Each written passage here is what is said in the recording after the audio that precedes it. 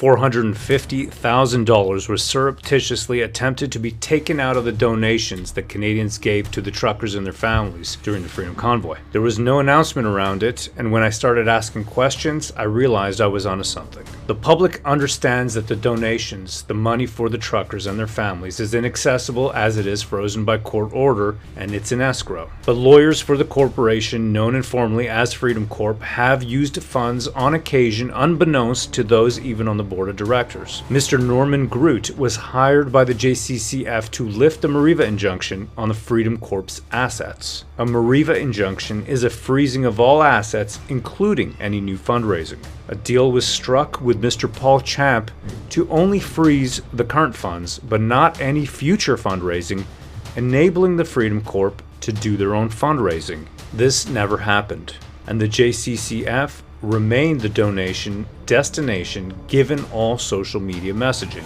This group of lawyers, led by Mr. Keith Wilson of the Wilson Law Office, wrested control of both the Twitter and Facebook page for the Freedom Convoy.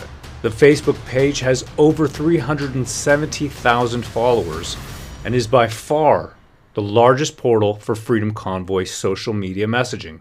The Twitter account was also personally transferred to Mr. Keith Wilson. The lawyers now make decisions without any public scrutiny and are effectively the public personas for the Freedom Convoy.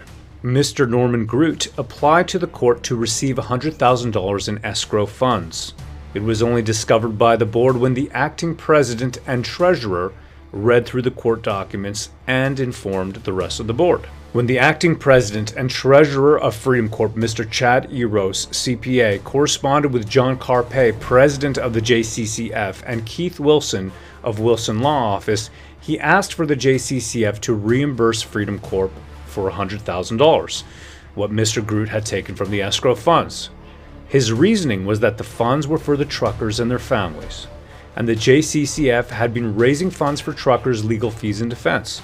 And it was clearly stated in the retainer contract that all legal fees are on a pro bono basis. The response by Mr. Keith Wilson was to threaten to leave the Freedom Corp and board without any legal representation.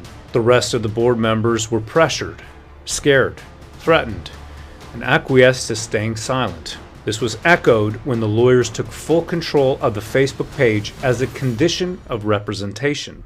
Mr. John Carpay, president of the JCCF, in March 2022, communicated that the JCCF had already raised $212,000 specifically designated for Freedom Convoy truckers' legal defense. He mentioned that any surplus would be going to Norman Groot to pay him out, and estimated that his bill could very well be over $75,000. And yet, the JCCF did not pay Mr. Groot, and the money instead came from the escrow funds for the truckers and their families. For the acting president and treasurer's troubles, Mr. Chad Eros was targeted by Mr. Keith Wilson and eventually resigned under duress. He was invited back by the Freedom Corp board of directors sometime later as they chafed under the yoke and felt powerless against Mr. Keith Wilson and his edicts. Eventually, Mr. Chad Eros, the treasurer, CPA, again faced difficulty with the board and legal as he strove to maintain accountability around the funding, and this time was removed by the rest of the board in September 2022 due to, quote, "you harassing and abusing legal counsel on several occasions."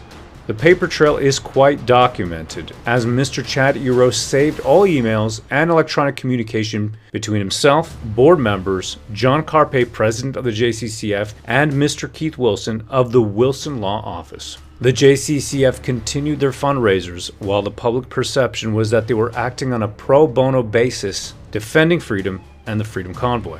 After paying themselves over $100,000 from protest funds, the lawyers applied to the inquiry to pay themselves another $450,000 to appear at the Public Order Emergency Commission. All the while, fundraising continued at the JCCF as they maintained the image of being pro bono lawyers. I ask for transparency and cooperation as we pursue our audit. It always struck me as self-serving, as social media influencers, professional political activists, aspiring politicians, and politically connected lawyers took the limelight. as the actual Canadian people and the truckers present at the Freedom Convoy receded into the background and were almost forgotten over the past year.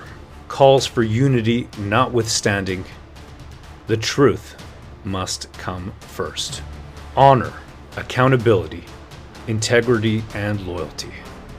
Hail, brethren, and hail freedom!